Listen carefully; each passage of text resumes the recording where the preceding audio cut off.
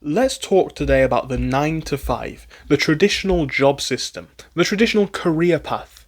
It's something that I've always kind of been against, so perhaps I am a little bit biased, but I want to talk about the genuine results. Because opinions is one thing, let's talk facts, let's talk numbers.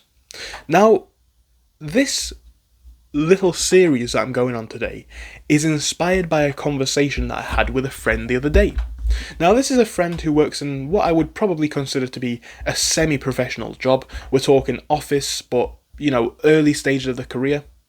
And this person's done everything right. Good grades in school, good grades in college, not the kind of person that went out partying in uni, did everything by the book, got good grades in university, looked for a good job, got a good job, right? But here's the thing. What is a good job these days? Is a good job a status symbol, or is a good job something that reflects it in the quality of life? Now, for me, that's a blatantly obvious question to answer. I'm looking for a quality of life, in my situation at least. But here's the thing, this person who's on a semi-professional income, and in fact, no, that's not true, a semi-professional job, not a semi-professional income at all. The same person can barely pay rent, right? On a small flat share, right? Can barely pay rent on a small flat share. The person was telling me about the fact that the best part of 3 weeks worth of income goes towards living expenses. And by the way, guys, I know people always assume that means stupid things. I'm not talking about getting an Uber where you could get a bus. I'm not talking about going out for lunch where you could get a cake or a meal at home, let's say.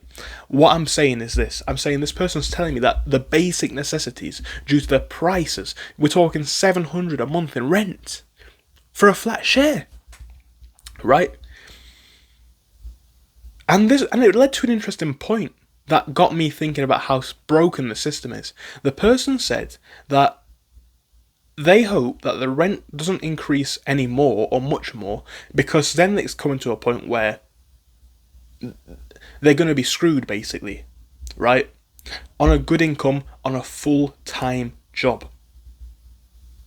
This is someone who's done everything by the books, and they still can't afford to get by, because imagine, right? Imagine if your rent is around $1,000 a month, which it might sound quite expensive, it might sound up there, but you're not getting a very luxurious place in most cities. And yes, you can find cheaper, it depends on what you're willing to go for. If you're willing to go for a very small, slightly run down place, I'm sure you can find them much cheaper.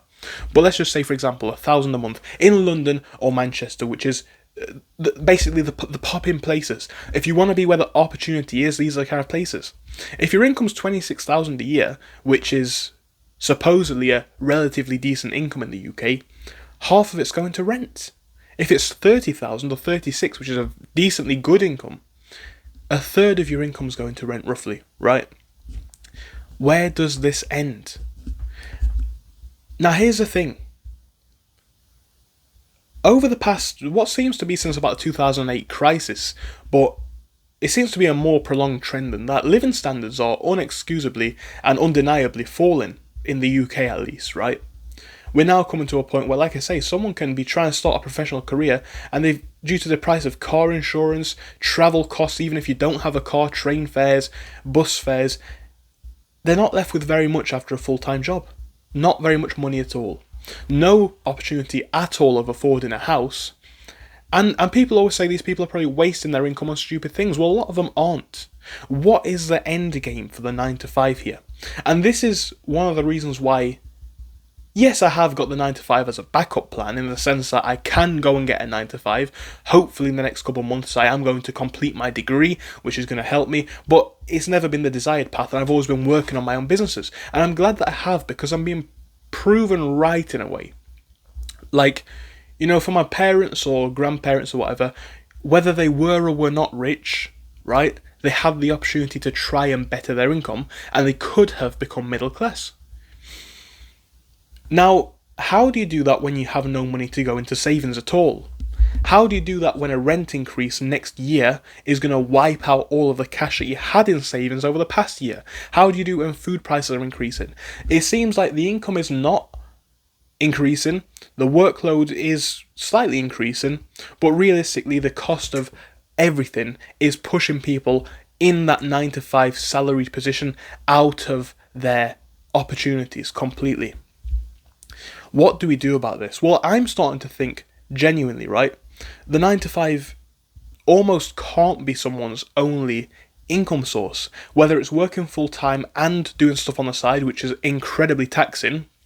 You know, I've done that for a little while. It's very taxing to go to work 8 hours. And by the way, an 8-hour workday is not, for most people, going to be an 8-hour workday. It's more like 10 when you consider travel time. So to be out the house for 10 hours and then come and do something online is very intense, especially if you're working 5 days a week. But here's the thing, right? Whether it's that or whether it's focusing on online business and hopefully dropping down a couple of hours in work, I don't know what it is going to be for you.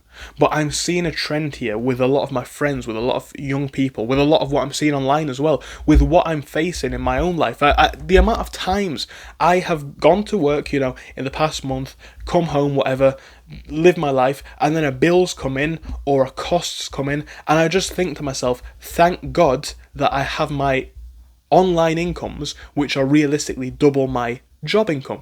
Because if I did not, put it this way, right? This didn't need to happen necessarily because I didn't need to buy a car, but it's one example, right? The amount of money it was to repair my relatively cheap car amongst all of my other living expenses for the past month. If I didn't have any sort of other income, I'd be screwed. I'd be in debt right now. Right? Thank God I made an additional £2,000 just on eBay alone, but if I didn't have that, my income would have disappeared and I'd be in debt. So the 9 to 5 alone can't work.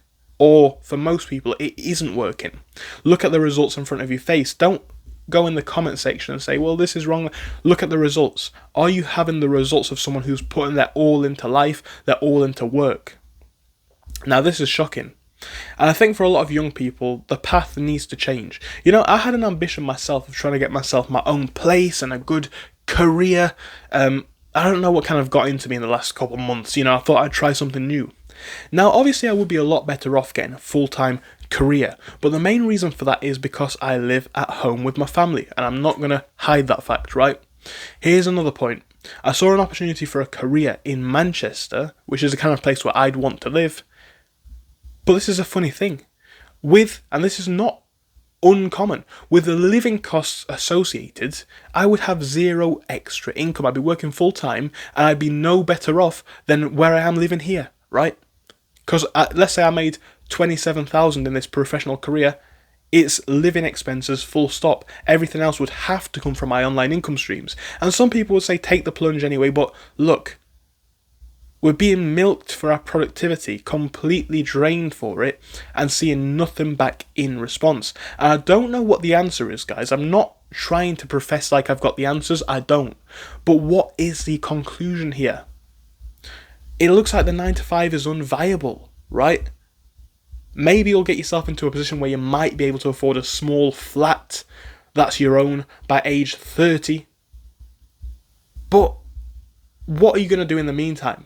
Living at home until you're 30, working full time, feeling no benefits of the hard work that you're putting into the system?